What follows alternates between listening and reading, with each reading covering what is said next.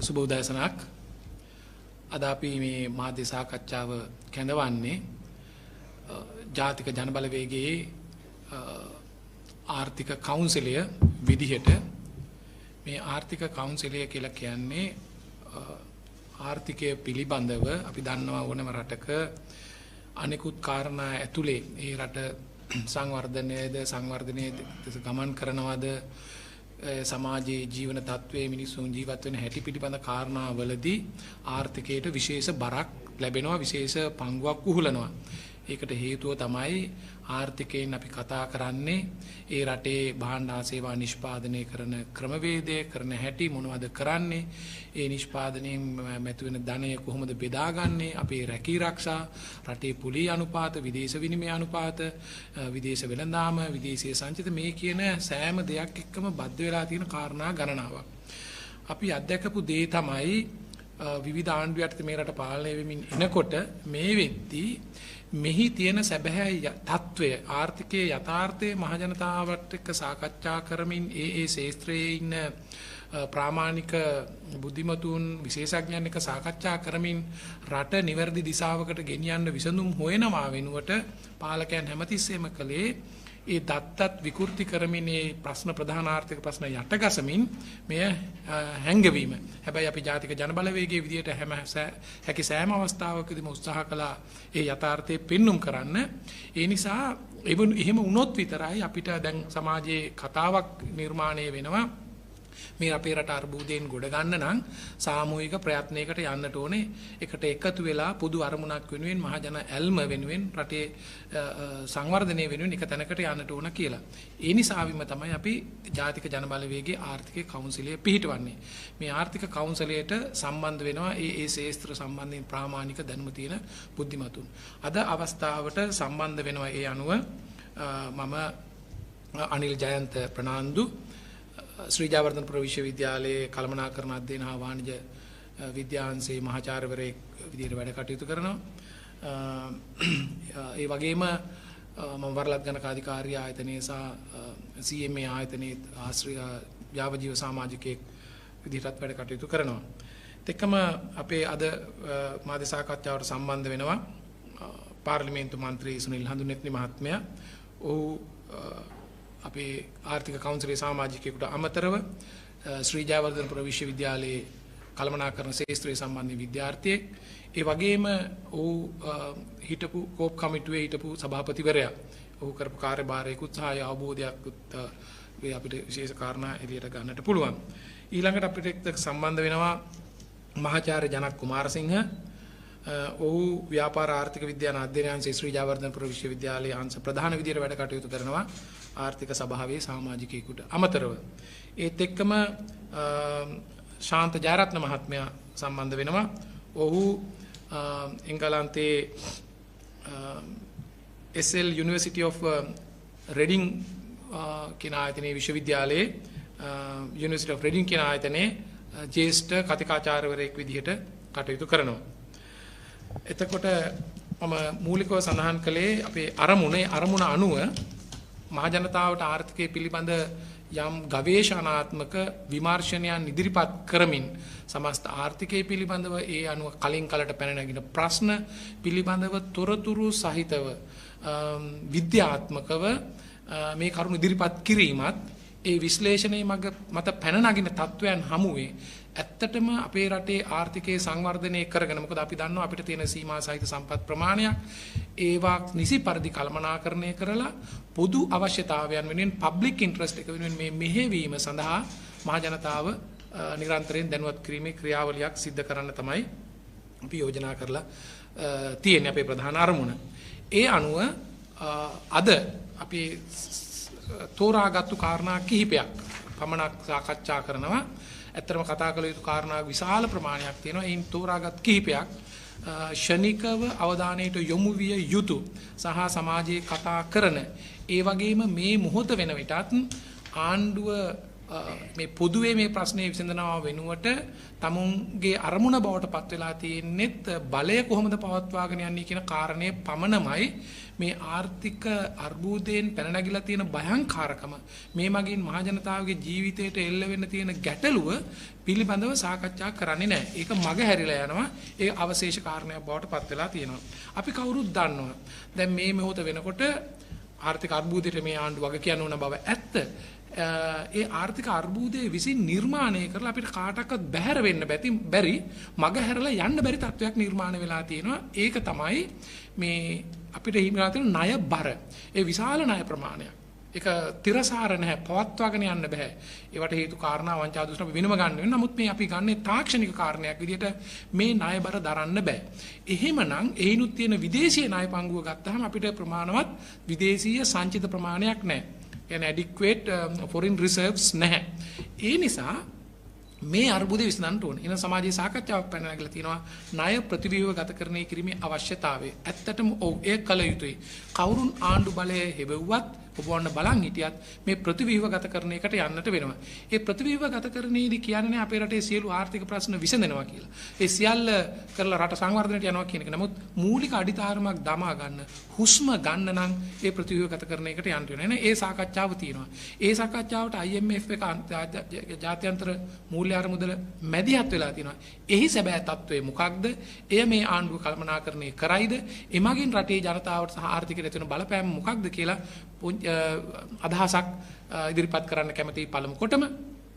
පළමුවෙන්ම කියන්න ඕනේ IMF වැනි ආයතනයක් අපි එහි සමාජික රටක් 1959. ඒ නිසා අපිට අනිවාර්යෙන් මේ සමාජිකයෙක් වශයෙන් ලැබෙන්නට ඕන වරප්‍රසාද, එයින් ලබා ගන්නට ඕන උපදෙස්, ඒ කටයුතු කිරීම කරන්නට ඕනේ. ඒක සිදු කළ යුතු කාරණයක්. ඒ වගේම මේ ප්‍රධාන අරමුණ තමයි IMF එකේ රටක් ගෙවුම් ශේෂ තුලන අර්බුදයකට යනවා නම් balance of payment crisis එකකට යනකොට අනිවාර්යයෙන්ම සමාජික රට ඒ බේරා ගැනීමට උපදෙස් දෙන්න වෙනවා. ඒතර මේ මොහොතේදී ක්‍රමිකව අපේ බාහිරාංශයේ external sector එකේ මේ ගැටලුව නිසා ගෙවුම් ශේෂ අර්බුදයකට තල්ලු වෙමින් යාමට සිද්ධ වෙන්න ඉඩ තියෙනවා. බංකොලොත් වීමේ අනතුරු තියෙනවා. ඒ නිසාම ජාත්‍යන්තර මූල්‍ය අරමුදල සඳහා මැදිහත් වෙලා මේ සාකච්ඡා කිරීම ප්‍රතිව්‍යුහගත කිරීමට සාකච්ඡා කිරීම හොඳයි. හැබැයි මෙතෙන්දී අපි මිත්‍යාවකට නොයා යුතු විශේෂයෙන්ම මේ රටේ ඉන්න බුද්ධිමතුන් අපේ රට සංවර්ධනය කිරීමේ සැලැස්මවත් ඉදිරි ගමන් මාර්ගවත් IMF එකෙන් එන්නේ නැහැ. ඒක ඕගොල්ලන් පසුගිය දවස්වල කරපු සාකච්ඡාවලදී තාම පැහැදිලියි. ඒක ඒගොල්ලන්ගේ කාර්යභාරයකුත් නෙමෙයි. අපි වරදවලා තේරුම් ගන්නත් එපා. අපේ රට දියුණු කිරීමේ හෝ ගෙනියන දිශානතියේ සැලසුම හැදිය යුත්තේම අපි. හැබැයි අද වෙනකොට ඒ සැලසුම් සකස් කිරීමත් අපිට පේන්නේ නැහැ. පසුගියදා මේ සාකච්ඡාවල යම් යම් ප්‍රගතීන් ලැබුණා. ඒකම අපි වෙනුවෙන් මැදිහත් වෙලා ඉන්න අතරමැදියන් විදියට ඒ නීති අංශයේ සහ මූල්‍ය අංශයේ සම්බන්ධයෙන් මැදිහත් වෙලා ඉන්න ක්ලිෆර්ඩ් චාන්ස් කියන ජාත්‍යන්තර ආයතනයේ සහ ලසාඩ් කියන මූල්‍ය ආයතනයේ ක්ලිෆර්ඩ් චාන්ස් මැදිහත් වෙලා කරන ලද අර ස්ටේක් හෝල්ඩර් සාකච්ඡාවකුත් පසුගිය දවස්වලදී එලි දක්වන්න ලැබුණා. එහිදී මතුවෙච්ච කාරණා අතර ප්‍රධාන කීපයක් මම එලි දක්වන්න කැමතියි. එකක් තමයි අර මූලික අපි ඒකට කියන ප්‍රයිමරි බැලන්ස් එක කියන්නේ රාජ්‍ය මූල්‍යකරණයේ ආණ්ඩුවේ ආදායම සහ වියදම අතර කතාවේදී ප්‍රාථමික ශේෂය එය ධන 2.3 දක්වා 2025ට ගෙනියන්න පුළුවන් කියලා ආණ්ඩුව කියනවා. එතෙන්දී ඇත්තටම සාකච්ඡා තොරතුරු එළියට ගත්තාම අපිට පේනවා ඒක ලේසි වැඩක් නෙමෙයි. ඒක ඒ කරොත් විතරයි ජාත්‍යන්තර මූල්‍ය අරමුදල කියන ණය තිරසාර බවකට යන්නට ඕනේ. debt sustainability එකකට යන්න. debt sustainability කියන්නේ අපිට ගෙවන්න තියෙන ණය ප්‍රමාණය දරා ගන්න පුළුවන් වෙන්න ඕනේ. මේ තියෙන තත්වයන් යටතේදී ඒ රටවල වෙනස් වෙනවා. දැන් ජපානය වගේ ගත්තාම 250ක් ණය බර. ඒක සස්ටේනබල් ඒත් ගෙවන්න පුළුවන්. මේ ප්‍රමාණය නෙමෙයි කියන්නේ. හැබැයි අපේ තියෙන තත්වයේ ප්‍රමාණවත් ණය ඉපීම් නැති ආදායම ඉපීම් නැති නිසා අපේ සස්ටේනබිලිටි ලෙවල් එක 100ට දලදේශීය නිෂ්පාදිතයෙන් 100කට වඩා අඩු වෙන්නට ඕනයි කියන තැන තියෙනවා. ඉතින් එහෙමනම් අපි ප්‍රධාන වශයෙන් අවධානය යොමු කරන්න ඕනේ කොහොමද මේ debt sustainability plan එක හදන්නේ කියලා. හැබැයි තාමත් ආණ්ඩුව පැත්තෙන් ඒ කාරණේ 2.3ට ධන ආගයට යන්නේ කොහොමද කියලා කියන්නේ නැහැ. හැබැයි මෙන්න මේව සැකයක් පැන නගිනවා අපිට. මොකක්ද මේ ප්‍රාථමික ශේෂය කියලා කියන්නේ ආණ්ඩුවේ වියදම් පොලිය හැර ආණ්ඩුවේ ආදායම් වලින් පොලිය හැර පොලිය ගෙවන්න තියෙන පොලිත් වියදමක්. එතකොට ආණ්ඩුවේ ආදායම් වලින් ගෙවන්න තියෙන පොලිය අයින් කරලා අනෙකුත් වියදම් අඩු කරාට පස්සේ වෙනසක් තියෙනවා. අතිරික්තයක් තියෙනවා. ඒකට අපි කියනවා ප්‍රාථමික ශේෂයක් තියෙනවා කියලා. ඒ ශේෂය දල දේශීය නිෂ්පාදිතයෙන් 2.3ක් දක්වා ගේන්න කියලා. අපි බලමු දැනට තියෙන තත්ත්වය. 2021 තත්ත්වය මොකක්ද? ඒක ඍණ 6%ක්. ඒතර 2020 තිබුණේ ඍණ 4.6ක්. එතකොට දැන් අපි 2025 වෙනකොට තව අවුරුදු දෙකයි තියෙන්නේ. 23, 24, 25.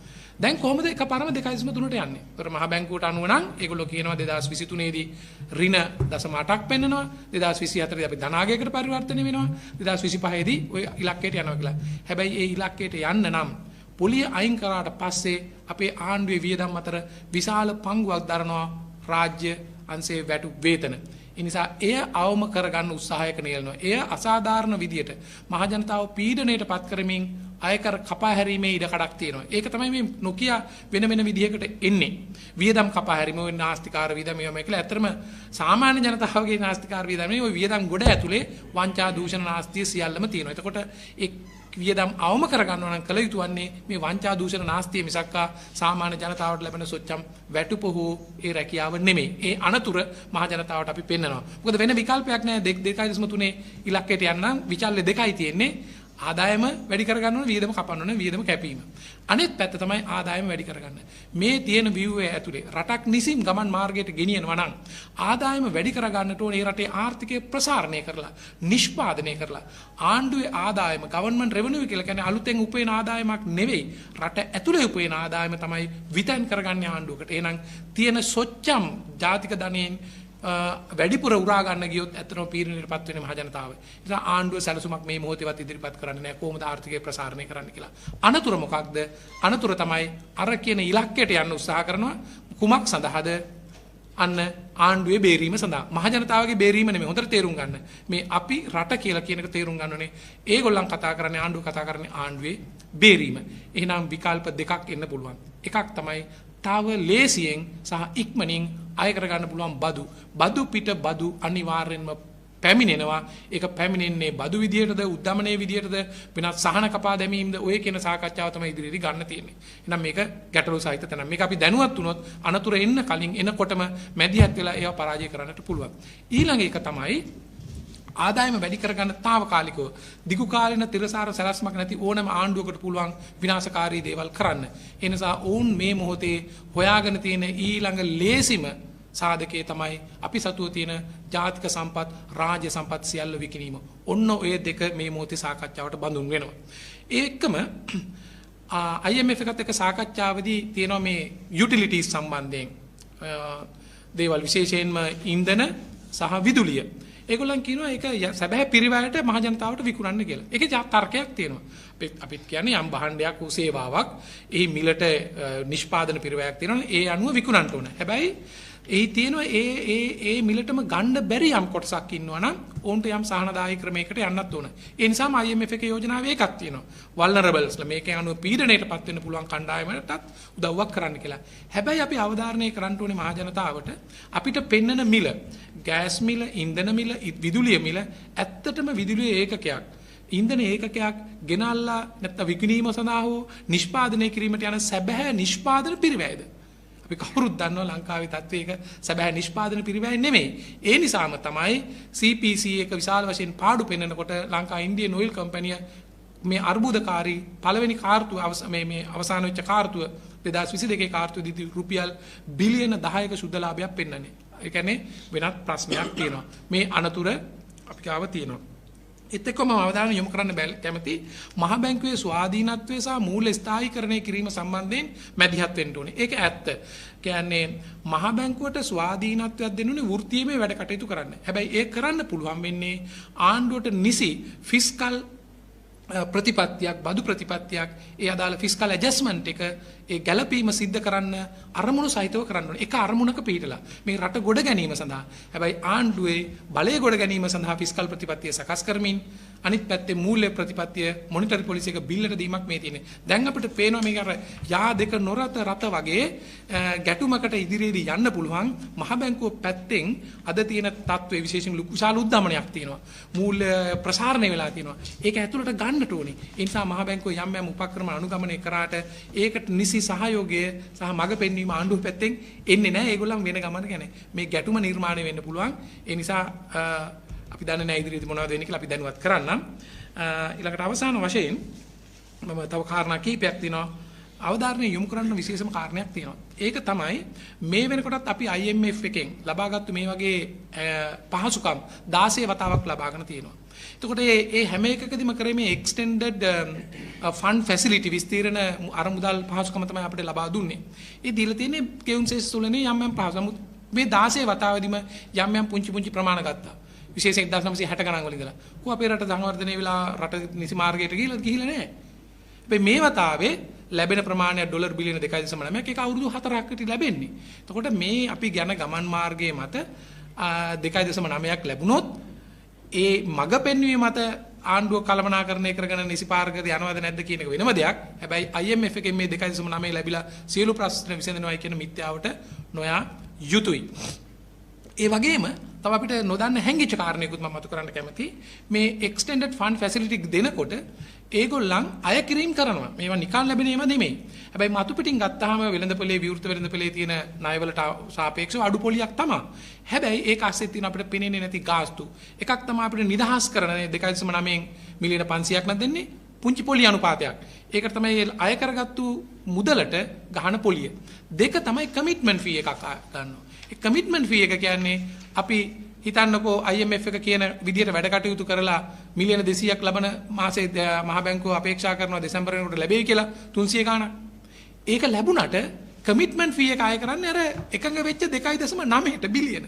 චූටි ප්‍රතිශතයක්. හැබැයි එතනින් පෙනෙනවා අපි අකාර්යක්ෂම නම් අපි නිසි ආකාරයට මේ වැඩේ කළමනාකරණය නොකරොත් අර 2.9 පුරොන්දු වෙච්ච එකට ආය කරන්න සිද්ධ වෙනවා. ඒ වගේම තව සර්විස් ෆී එකක් තියෙනවා. මේකේ හැංගිච්ච ස්ට්‍රින්ග්ස් තියෙනවා. ඒකත් අපි සැලකිලිට භාජනය කරන්න ඕනේ.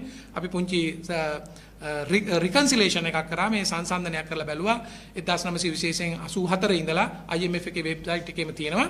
අපිට දුන්නු පහසුකම් අපි ආපසු ගෙවපුවා. ඒ ගාස්තු අරන් බලපුවම අපිට 84 ඉඳලා ඇත්තටම ලැබිලා තියෙන්නේ ඊට කලින් දත් එතන තිබුණේ නැහැ ඒක වෙනම තියෙන්නේ 84 ඉඳලා මේ වෙනකන් තියෙන්නේ ඩොලර් බිලියන 3.5ක විතර ප්‍රමාණයක්. අපි ගෙවපු ප්‍රමාණයයි දැනට ගෙවන්න තියෙන ප්‍රමාණයයි පොලියයි අරන් බලපුවම ඇත්තටම අපි ඩොලර් බිලියනකට ආසන්න ප්‍රමාණයක් මේ පොලි සහ ගාස්තු විදිහට ගෙවලක් තියෙනවා. තුනක් ගන්නකොට එකත් සැලකිලිට භාජනය කරන්න ඕනේ.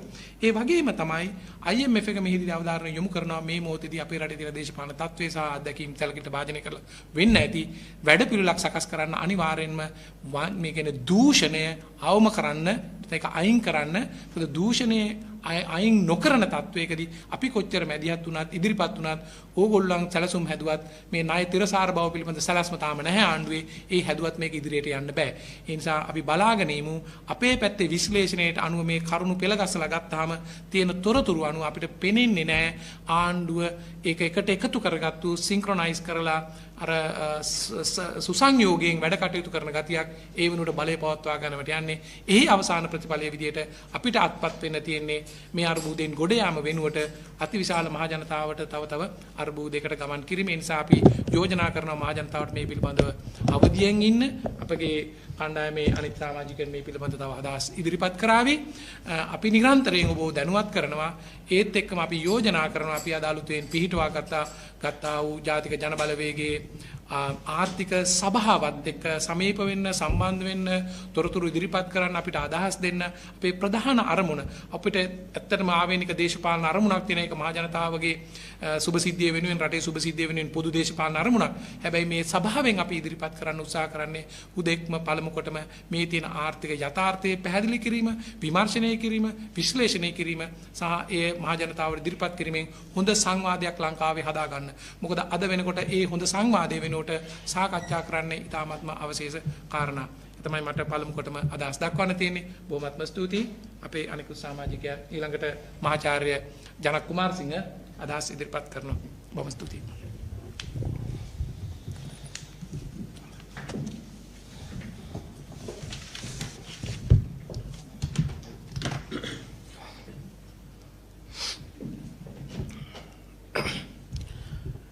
සුබ උදෑසනක්. මම මහාචාර්ය ජනක් කුමාරසිංහ ශ්‍රී ජයවර්ධනපුර විශ්වවිද්‍යාලයේ ව්‍යාපාර ආර්ථික විද්‍යා අධ්‍යයන අංශයේ අංශාධිපති හැටියට දැනට කටයුතු කරනවා. මේ ආර්ථික කවුන්සිලයට මම එකතු වෙන්නේ ඇත්තටම නිදහස් අධ්‍යාපනයෙන් අධ්‍යාපනය ලැබපු අපිට වගකීමක් තියෙනවා.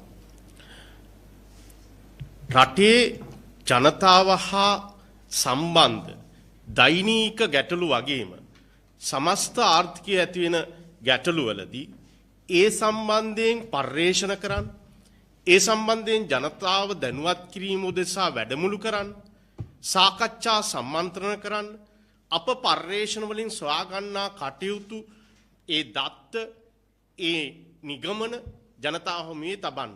ඉතින් ඒ සඳහා අපට මේ ආර්ථික කවුන්සිලය හරහා අවස්ථාව ලැබෙනවා. ඉතින් ඒ ඔස්සේ විශේෂයෙන්ම මෙහිදී අපි බලාපොරොත්තු වෙන්නේ මේ රටේ දෛනික ආර්ථිකය වගේම රටේ සමස්ත ආර්ථිකයේ ගමන් මඟ මොන වගේද වෙන්නේ කියලා අප කරන පර්යේෂණ ඒ සම්මන්ත්‍රණ ඔස්සේ අප සොයා ගන්නා කරුණු පිළිබඳව නිරන්තර ජනතාව දැනුවත් කරන්න. මාර පෙර කිව්වා වගේ අපේ වගකීම. මම කැමති ආරාධනා කරන්න මේකට සවන් දෙන මේ ආර්ථිකය ගැන පර්යේෂණ කරන, මේ ආර්ථිකය ගැන අදහස් දක්වන, මේ ආර්ථිකය ගැන වැඩමුළු කරන සියලු දෙනාට එන්න අපිත් එක්ක එකතු වන්න මේ ආර්ථිකය පිළිබඳව පර්යේෂණ කරමු. අපි නිගමන වලට යන් අපි දැනුවත් කරමු. අපි රජයට උනත් අපි අවශ්‍ය අවස්ථාවල ඒ අවශ්‍ය දත්ත නිගමන ලබා දීලා අපි මේ ආර්ථිකයෙන් මේ පවත්නා තත්ත්වයෙන් යම්තම් හරි උඩට ගන්න පුළුවන්ද කියලා අපි සොයා බලමු. ඒ සඳහා වෙහෙසෙන, ඒ සඳහා උනන්දුවක් දක්වන සියලු දෙනාට මුලින්ම මම ආරාධනා කරන්න කැමතියි. මහාචාර්ය අනිල් සඳහන් කරපු කාරණා කීපයකින් මම මගේ අදහස් දැක්වීම කරන්න සූදානම්. මුලින්ම ඔහු කතා කළා අර IMF එකේ අපි යම් සහනයක් බලාපොරොත්තු වෙනවා නම් අපි මූලිකව ආර්ථිකය ඉටු කරගත යුතු කාරණා කීපයක් ගැන ඔහු සඳහන් කරා. එදී ප්‍රධාන වශයෙන්ම ඔහු කතා කරා ප්‍රාථමික ගිණුමේ ධනාත්මක ශේෂයක් ඇති කර ගැනීම. ඒතර එහිදී ප්‍රධානම කරුණු දෙකක් ප්‍රාථමික ගිණුමේ ධනාත්මක ශේෂයක් ඇති කර ගන්න නම් අනිවාර්යයෙන්ම අපිට එහි ආදායම වැඩි කර ගන්න වෙනවා, වියදම අඩු කර ගන්න වෙනවා. මොකද දැනට තියෙන්නේ ඍණ 6ක වගේ ශේෂයක් නිසා. ඒතර ඒදී ඔහු ප්‍රකාශ කළා අනිවාර්යයෙන්ම ආදායම් වැඩි කර ගන්න අපි දන්න ඕනම රටක ප්‍රධානම මූලාශ්‍රය තමයි රාජ්‍ය ආදායම් ලබන බදු වක්‍ර හෝ ඍජු. දැනටත් අපි විශාල බදු ප්‍රතිශතයක් සහිත රටක්. සාමාන්‍ය වශයෙන් දැනට සාමාන්‍ය පුද්ගලයෙක් තමුන්ගේ ආදායමින් 40% වගේ බදු ගෙවන රටක්. ඒතර අනිවාර්යයෙන්ම මේ බදු ප්‍රතිශතය වැඩි කරගන්න යාමේදී ආර්ථිකයේ අනිකුත් සාර්ථක විචල්යන් වලට සිදුවෙන බලපෑමක් අපි අවධානය යොමු කරන්න ඕනේ. මොකද මේ ආර්ථිකයක් මෙහෙවද්දී රටක වෙනත් දෙයක් වගේ නෙමෙයි. ආර්ථිකයේ සියලු විචල්යන් එකිනෙක හා සම්බන්ධයි. අපි කියනවා ආර්ථිකයේ සාරාර්ථික විචල්යන්. නැත්නම් අපි කියනවා මැක්‍රෝ ඉකොනොමික් වේරියබල්. මේවා එකිනෙක හා සම්බන්ධයි. උදාහරණයක් වශයෙන් ණය පොලි අනුපාතය, එහෙම නැත්නම් උද්දමනය, එහෙම නැත්නම් විදේශ විනිමය අනුපාතය, විරැකියා අනුපාතය, මේ සියල්ල එකිනෙක හා සම්බන්ධයි. මේ එක් විචල්යකට සිදු කරන කම්පනය හෝ බලපෑම හෝ වෙනස් කිරීම ආර්ථිකයේ අනිකුත් විචල්යන් වලට අනිවාර්යෙන් බලපානවා. ඒ විචල්යක් වෙන් කරලා අරගෙන අපිට ආර්ථිකයක කටයුතු කරන්න බෑ. දැන් මේ බදු වැඩි කිරීම උත්සාහ කළොත් අනිවාර්යෙන්ම එය රටේ සමස්ත ජනතාවගේ ජන ජීවිතයට ඍජුව බලපානවා. සමස්ත ජනතාවට වගේම මේ වෙද්දී ආර්ථිකය අපි බැලුවොත් මේ පොලි අනුපාතිකය වැඩි කිරීම තුලින් අපි දන්නවා ආර්ථිකයට යම් කම්පනයක් ඇති කරලා උද්දමන පාලනයකට උත්සාහ කරා. මොකද අපි අර ණය ස්ථායීකරණයකට යා යුතු වෙන නිසා මහ බැංකුව සිදු කරා. ඒක මූලික වශයෙන් මා හිතන්නේ කල යුතු පියවරක්ක තිබුණා. අපි කියනවා ඒකට ආර්ථිකයේ කම්පනයක් ඇති කරනවා. හැබැයි මේ කම්පනය විසින් දැන් ආර්ථිකය ඇති කරලා තියෙන කම්පනය විසින් සිදු වෙලා තියෙන තවත් විචල්්‍ය වලට සිදු වෙලා තියෙන බලපෑමක් තියෙනවා. ඒ ප්‍රධාන බලපෑම තමයි ව්‍යාපාර කරන කෙනෙක් ඉන්නවා නම් අපි දන්නවා බොහෝ ව්‍යාපාරවල ප්‍රාග්ධන සම්පාදනය සිදු වෙන්නේ රටේ මුල්‍ය පද්ධතිය හරහා. ඒතර මේ ප්‍රාග්ධන සම්පාදනය උන් සිදු කරද්දී ප්‍රාග්ධනයේ රටේ මුල්‍ය පද්ධතිය හරහා ලබා ගද්දී ඒ සඳහා පිරිවැයක් උන්ට දරන්න වෙනවා.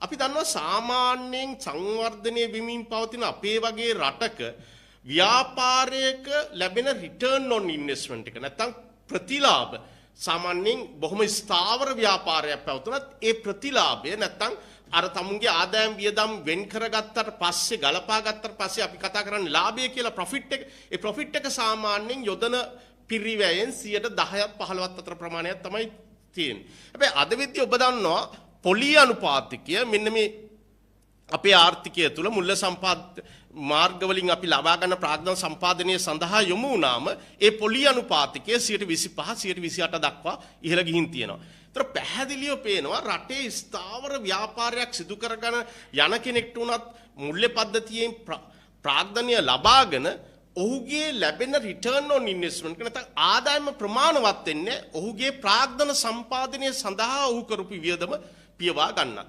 ඒ නිසා සිදුවලා තියෙන ප්‍රධානම දෙයක් තමයි අපේ ආර්ථිකය මේ වෙද්දී අර ව්‍යාපාර විශාල වශයෙන් අස්ථාවර තත්ත්වයක තියෙන්නේ සුළු හා මධ්‍ය පරිමාණ විතරක් නෙමෙයි මහා පරිමාණ ව්‍යාපාර පවා. ඒ වගේම මේක ආර්ථිකයට තවත් ෂොක්කයක් ඇති කරලා තියෙනවා. අලුතෙන් ව්‍යාපාරයක් පටන් ගන්න ඉන්න කෙනෙක්ට දෙපාරක් හිතන්න වෙනවා තමුන්ගේ ප්‍රාග්ධන සම්පාදනය සිදු කරගෙන නව ව්‍යාපාරවලට ගිහිල්ලා තමුන්ගේ පිරියය ආවරණය කරගෙන ප්‍රතිලාභයක් ලබා ගන්න පුළුවන්ද කියලා. ඒ නිසා සිදුවෙන දේ තමයි ආර්ථිකය හැකිලෙන්න පටන් අරන් තියෙනවා. නිසා ලෝක බැංකුව මේ වෙද්දී ලංකා ආර්ථිකය ගැන සිදු කරන ප්‍රකාශ වලින් පේනවා ඉදිරි වසර තුල ලංකා ආර්ථිකය ඩොලර් බිලියන 10කින් 11කින් විතර හැකිලෙන්න පුළුවන්. ඒ කියන්නේ අපේ ආර්ථිකය මේ දැන් පවත්න අගාධයට තල්ලු වෙමින් යන එක ප්‍රතිඵලයක් ලෙස ඉදිරියේදී අපේ ආර්ථිකය 2023 වර්ෂයේදී වගේ 2011 දී පැවති තත්ත්වයට අපේ ආර්ථිකය ගමන් කරන්න පුළුවන්. ඒ නිසා එතකොට මම මේ කතාව සම්බන්ධ කරන්නේ එතකොට අර අපේ මහාචාර්ය අනිල් සඳහන් කරපු අර බදු වැඩි කරගන්න යන්නේ කොහොමද? එතකොට බදු වැඩි කරගන්නට යෑම තුල මේ ආර්ථිකයේ හැකිලෙන වේගය තව තවත් හැකිලෙලා අර ව්‍යාපාර පද්ධතිය තුල දැන් කොහොම හරි රැඳිලා ඉන්න ව්‍යාපාර ටිකටත් විශාල තර්ජනයක් ඇති වෙන්න පුළුවන්. ඒ තර්ජනය මම කියවනේ අර මැක්‍රෝ ඉකොනොමික් වේරියබල් වල එකිනෙකට සම්බන්ධයක් තියෙනවා කියලා. ඒතර මේ තර්ජනය තුල අර දැනට ව්‍යාපාර කරගෙන ඉන්න පිරිස ඔවුන් ලබාගත් ණය සහ පොලි ගෙවීම් පිළිබඳව ඔවුන්ට ප්‍රශ්නයක් ඇති වෙන්න පුළුවන්. අපි දන්නවා එක අතකින් IMF එක ණය ප්‍රතිසංස්කරණයකට යන්න කියනවා. ඒතර ඒ ණය ප්‍රතිසංස්කරණයට යෑම සහ ඒ වගේම දැනට පොලි සහ ණය වාරික ගෙවිය යුතු ආයතනවල ඒ ගෙවීම් සහ වාරික ගෙවා ගැනීමට නොහැකි තැනකට ආර්ථිකය ඇද වැටෙන්න පුළුවන්. එහෙම වුණාම සිදුවෙන ප්‍රධානම දේ තමයි ආර්ථිකයක ප්‍රධාන මර්මස්ථානයක් නැත්නම් ආර්ථිකයක් ගොඩ ගැනීම ආර්ථිකයක් ඉදිරියට තල්ලු කිරීමේ ප්‍රධාන මර්මස්ථානයක් වෙන රටේ මුල්‍ය පද්ධතිය මුල්‍ය සම්පාදනය කරන බැංකු සහ අනිකුත් ඒ මුල්‍ය පද්ධතියට සම්බන්ධ ආයතන විශාල අවදානමකට යන්න පුළුවන්. ඒ නිසා ඊටමත් ප්‍රවේශමේ මේ අවස්ථාවේ ඒ අවදානම කළමනාකරණය කරගන්න මා හිතන්නේ වර්තමාන රජයේ අවධානය යොමු කරගත යුතුයි. එහෙම නැත්නම් අපේ මුල්‍ය පද්ධතිය දැඩි අවදානමකට ලක් වෙන්න පුළුවන්. එහෙම සිදු වුණොත් ඒක ආර්ථිකයට ඔරොත්තු නොදෙන නැවත නිවැරදි කරගත නොහැකි තත්ත්වයක් බවට පත් වේවි. දෙවනි කාරණය තමයි මේ තුල අපේ ආර්ථිකය දැන් මේ අගාධයට යමින් පවතින තුල තියෙන තවත් ප්‍රධාන ප්‍රශ්නයක් තමයි රටේ බලශක්තියට ඇතිලා තියෙන ප්‍රශ්නේ. දැන් අපි ආර්ථිකයක කතා කරන එක පැත්තක් තමයි අර මුල්‍ය සම්පාදන මාර්ග.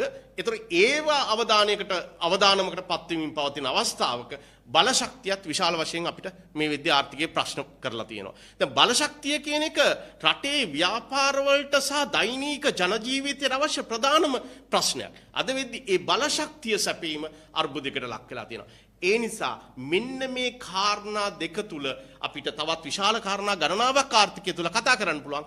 මෙන්න මේ කාරණා දෙක තුල අපේ ආර්ථිකය විශාල අගාධයකට තව තවත් තල්ලු වෙමින් යනවා කියන එක අපි අවධාරණය කරන්න ඕනේ. ඒ සඳහා නිසි පියවර අපි තා ඉක්මනින්ම ගත යුතු වෙනවා. ප්‍රධාන වශයෙන්ම බලශක්ති සම්පාදනයේ ස්ථාවර බවක් අපි ආර්ථිකය තුළ ඇති කරගන්න ඕනේ. අර IMF කොන්දේසි ටික අපි සපුරන්න ඕන නම්. ඒ වගේම මතක තියාගන්න දැන් මේ සාකච්ඡාව තුළ කෙනෙක්ට හැඳෙන්න පුළුවන් අපි ඇයි මෙච්චර ණය ගන්නේ, ණය කියන එක තාමත් මහා භයංකර විදිහක් කියලා. නෑ මේ ණයවල කිසිම ප්‍රශ්නයක් නෑ. ණයවල තියෙන ප්‍රශ්නය තියෙන්නේ ණය ආයෝජනය කරලා ලබාගත්තු ප්‍රතිලාභ මොඩල් ප්‍රශ්නයක්. ණය අපි නිසි ලෙස කළමනාකරණය කරගෙන ආයෝජනය කරා නම් අද වෙද්දි ඔය ගත්තු ණයවල ප්‍රතිලාභ ලැබුණා නම් අපිට ණය ගෙවීම පිළිබඳ ප්‍රශ්නයක් ඇති වෙන්නේ නැහැ. අද ප්‍රශ්නය වෙලා තියෙන්නේ මෙන්න මේ ණයවල ප්‍රතිලාභ අපිට නිසි ලෙස ආර්ථිකයට ගැලපෙන්නේ නැති නිසා. නිසා ප්‍රධාන වශයෙන් මෙන්න මේ බලශක්තිය සහ මෙන්න මේ මුල්ල පද්ධතිය ආරක්ෂාව සම්බන්ධයෙන් අපි ඊටමත් ප්‍රවේශම්කාරී වැඩපිළිවෙලකට යතු වෙනවා. එහෙම නැත්නම් අපේ ආර්ථිකය අපි කියනවා ස්ටැග්ෆ්ලේෂන් නැත්නම් එකතැන පල්ලෙන ආර්ථිකයක් බවට පත් වුණොත් ඒක විශාල ප්‍රශ්නයක්. ඒ ගොඩ ගැනීම ලෙහෙසි වෙන්නේ නැහැ. මොකද අපි ආර්ථිකය මෙහෙම එකතැන පල් වෙමින් දඟලමින් හිටියට අපි වටා තියෙන ආර්ථික දිහා ඔබ අවධානය කරොත් වියට්නාමය, බංග්ලාදේශය, එහෙම නැත්නම් ඉන්දියාව මේ වටා තියෙන ආර්ථික අද වේගයෙන් අපි පසු කරමින් යනවා. මේක හරියට මැරතන් එකක් වගේ ආර්ථිකය. රට ඇතුලේ තියෙන විචල්්‍ය කළමනාකරණය කරගමින් අපේ ආර්ථිකය ඉස්සරහට ගත්තේ නැත්නම් අපි අවට තියෙන අපි බැඳිලා තියෙන මේ ලෝක ආර්ථිකය තුල බැඳිලා තියෙන අනිකුත් ආර්ථික අපි ප්‍රාස් කරමින් ඉස්සරහට යනවා. ඒ නිසා තාමත් වැදගත් අපේ ආර්ථිකය මේ අගාධයට යන එකට අඩකොටයක් තියලා තාමත් ඉක්මනින් නවත්තා ගැනීම. ඒ සඳහා ප්‍රධාන වශයෙන් මෙන්න මේ මුල්‍ය පද්ධතිය සහ බලශක්තිය ගැන අවධානය යොමු කර යුතුයි. මොකද අපි සාමාන්‍යයෙන් කියන ආර්ථිකයක engine of growth එහෙම නැත්නම් ආර්ථිකයක ප්‍රධාන එන්ජිම වෙන්නේ සුළු හා මධ්‍ය පරිමාණ අපේ කර්මාන්ත ටික. මෙන්න මේ කර්මාන්ත වලට තමයි දේශීය නිෂ්පාදන ජාත්‍යන්තර වශයෙන් ගෙනියන්න පුළුවන්. ඒ තුල තමයි විශාල සේවක පිරිසක් රැඳී සිටින්නේ. ඒතර මේ පද්ධති දෙක අස්ථාවර වුණොත් මේ පද්ධති දෙක තව දුරටත් බිඳ වැටෙන්න පටන් ගත්තොත් අපේ ආර්ථිකය මීටත් වඩා අඳුරු තැනකට තල්ලු වෙමින් යන්න පුළුවන්. ඒ නිසා තාමත් ඉක්මනින් මේ ප්‍රශ්න දෙක සම්බන්ධයෙන් අවධානය යොමු කළ යුතුයි. ඒවෙන් එන අර අපි කියනවා සිම්ප්ටම්ස් එහෙම නැත්නම් සලකුණු එතරම් හොඳ නැහැ. අපි දන්නවා විරැකියාව වේගයෙන් වැඩි වෙමින් යනවා. ඒ නිසා මේ අවස්ථාවේ සිදු කළ යුතු ප්‍රධානම දේ තමයි අපි ප්‍රමුඛ ස්ථානයේ දී යුතු දේවල්. සාමාන්‍යයෙන් මෙවැනි ආර්ථික අර්බුදයකදී ලෝකයේදී අනිකුත් රටවල් සිදු කරන ප්‍රධානම දේ තමයි මේ අවස්ථාවේ අපි ප්‍රමුඛ ස්ථානය දෙන්නේ මොනකටද කියන එක බලාගන්න එක. ඒ ප්‍රමුඛ ස්ථානයේ අනුපිළිවෙලවල් හදාගන්න අවශ්‍යයි කියන එක. ඒතර අර මහාචාර්ය අනිල් සඳහන් කළා වගේ මේදී ප්‍රධානම දේ තමයි රටේ දේශපාලන ස්ථාවරත්වය මේ හදාගන්නේ. මොකද දේශපාලන ස්ථාවරත්වය සහ ආර්ථික ස්ථාවරත්වය කියන්නේ ගහට පොත්ත වගේ. දේශපාලන ස්ථාවරත්වයක් නැති තැනක ආර්ථික ස්ථායීතාවයක් ඇති වෙන්නේ නැහැ. ඒ නිසා මේ දෙක ඉතාමත් ඉක්මනින් දේශපාලන ස්ථාවරත්වයේ රටේ ආර්ථිකය තුල හදාගත යුතුයි. ආර්ථිකය ගොඩ ගන්න. ඊළඟට බලශක්තියේ අපි දන්නවා ආර්ථිකයේ ඉස්සරහට යද්දී බලශක්තිය සහ ආර්ථිකය අතර ධනාත්මක සම්බන්ධතාවයක් තියෙනවා. ඒ වගේම ආර්ථිකය ඉස්සරහට යනවා නම් ප්‍රාග්ධන සම්පාදනයේ පිරියය සහ ආර්ථික සංවර්ධනය අතර සම්බන්ධයක් තියෙනවා. ඒතර මෙන්න මේ කියන විචල්යන් අතර තියෙන අන්තර් සම්බන්ධතාවය අවධානය යොමු කරමින් ප්‍රමුඛතාවය හදාගනිමින් ආර්ථිකය නිසි තැනට යොමු කර ගැනීමේ වගකීම අපිට තියෙනවා. රටක් හැටියට අපි මේ වගකීම් බාර ගන්න සූදානම්. ඒ සඳහා අවශ්‍ය දැනුවත් කිරීම නිරන්තරයෙන් අපි සිදු කරන්න සූදානම්. අපි ඉදිරියේදීත් මෙවැනි දැනුවත් කිරීම මහ ජනතාව හමුවේ සිදු කරන්න සූදානම්.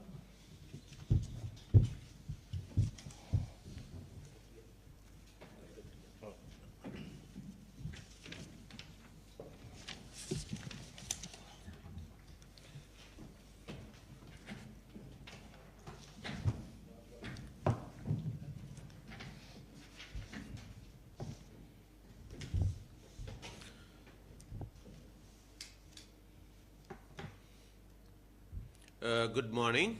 I'm Shanta Jayaratna, a senior lecturer working at the University of Reading, UK.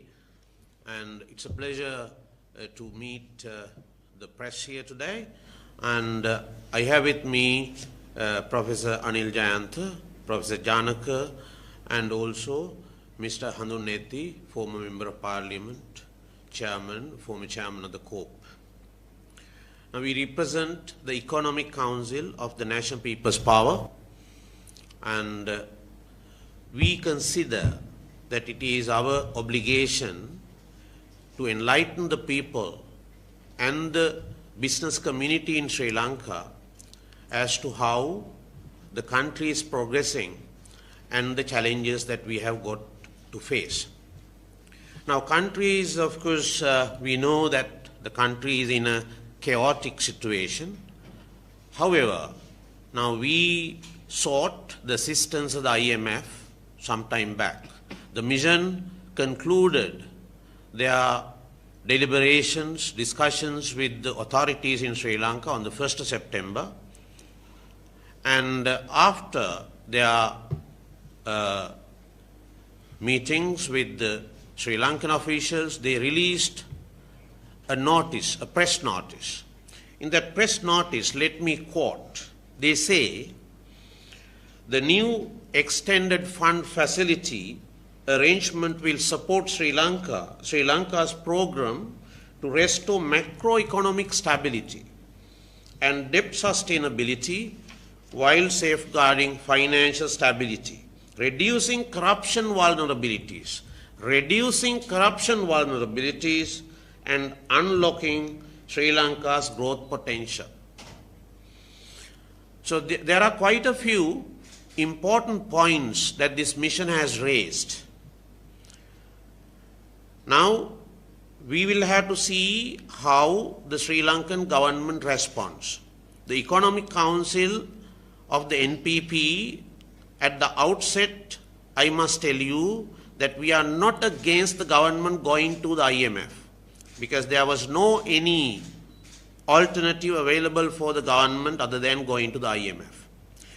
Now, we have sought the assistance of the IMF, and they have agreed to support us with 2.9 billion US in 4 years. Now, they are going to release these funds. You call them SDR. They are not, of course, like dollar bundles that we get. Special drawing rights, which will help us to stabilize the reserves and also the balance of payment deficit. And now this 2.9 billion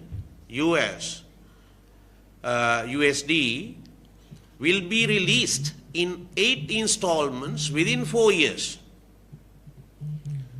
Now that is something that many people do not understand. So they will, of course, see the progress of the government during this period. They will release after the conclusion of the agreements with the lenders. Lazard and Clifford Chance, our representatives, legal and financial representatives, will have to, produce 2 documents. In those 2 documents, we will have to see that the lenders have agreed to a haircut, and also at the same time, we will have to tell the IMF how we are going to settle or stabilize this, the loan repayment. Now, the government, the financial authorities, the Ministry of Finance, released a document with this regard recently. And let me just, of course, share a few figures in this official document that the Ministry of Finance, of course, released to the media.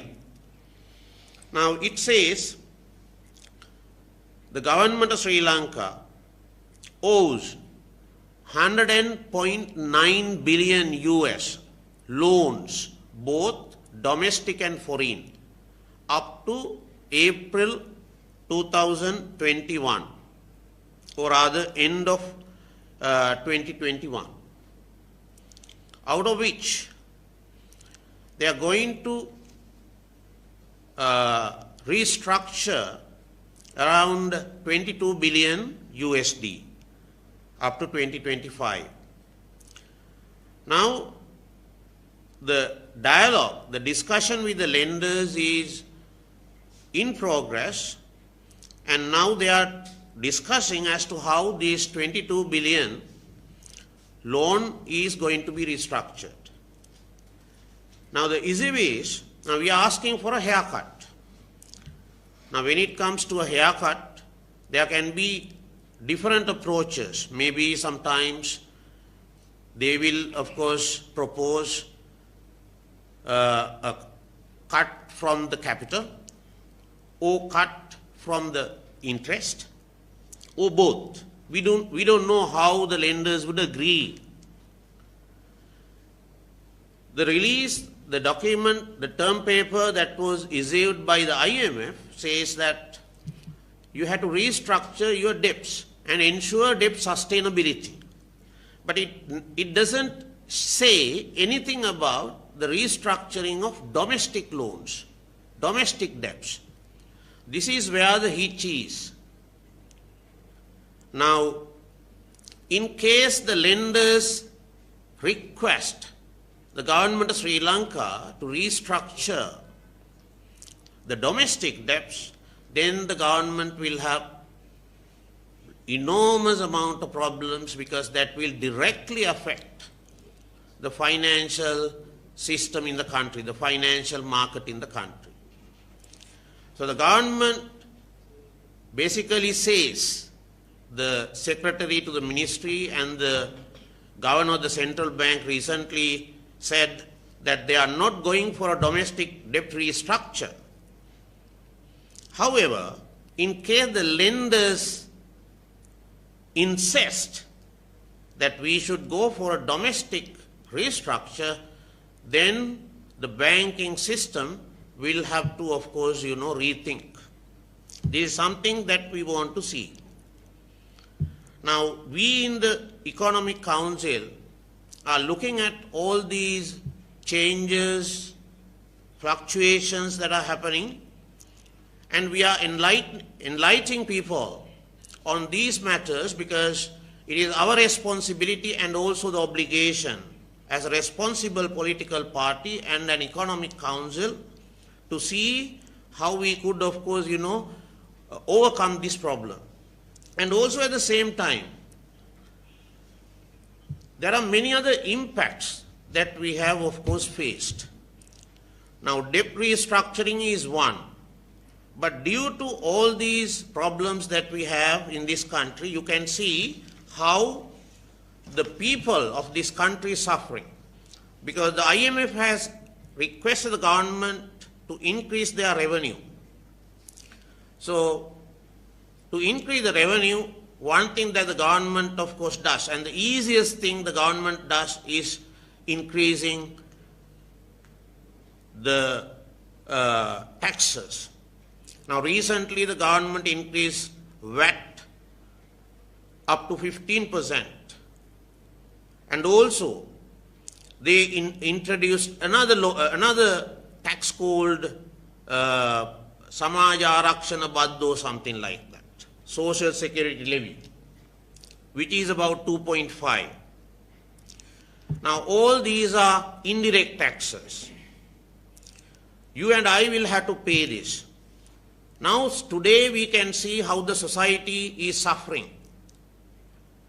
Now, according to a newspaper report that was in Lanka today, around 37% of the population in Sri Lanka is, of course, they are, suffering, or they are missing their food. They have food insecurity. 37% of the total population. So you can understand our population is just 22%. 22 million. And also, at the same time, 4.9 million people, I'm quoting the UNICEF report, 4.9 million people miss either one meal or 2 meals a day. So this is a very serious problem. And yesterday I saw the health authorities. They said the school children, they are suffering from malnutrition. And according to the statistics, pregnant mothers, they are of course, they are deprived of nutritious food, around 200,000 pregnant mothers. And also you can see the problems that are of course prevalent in the health sector. All these are due to the problems that we are facing today and the difficulties that are incumbent on the ordinary masses, especially by introducing these tax increase and all that. And also at the same time, there are quite a few other problems that we have.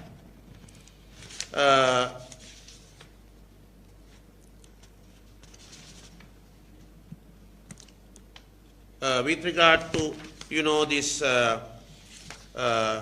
restructuring, once again, just give me, I'll give you a few points.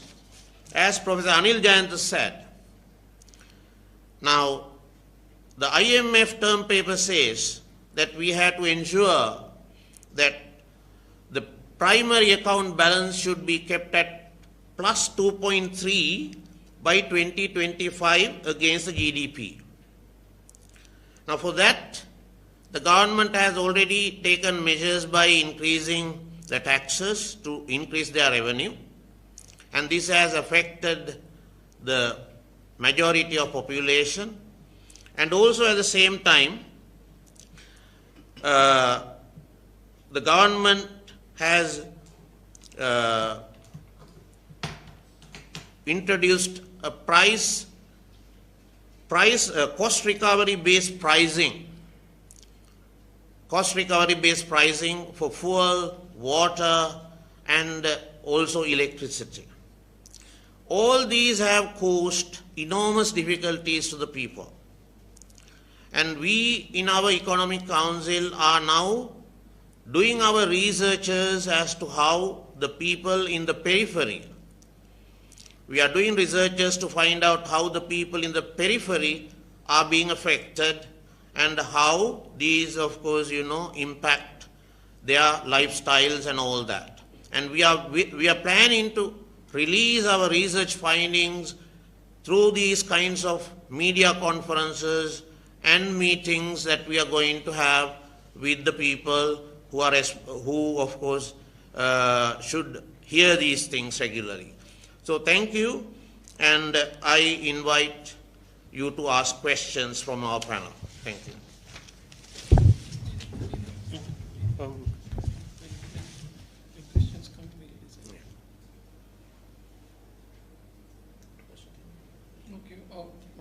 පැහැදිලි කර ගැනීම තියෙනවා නම් අහන්න පුළුවන් දැන්.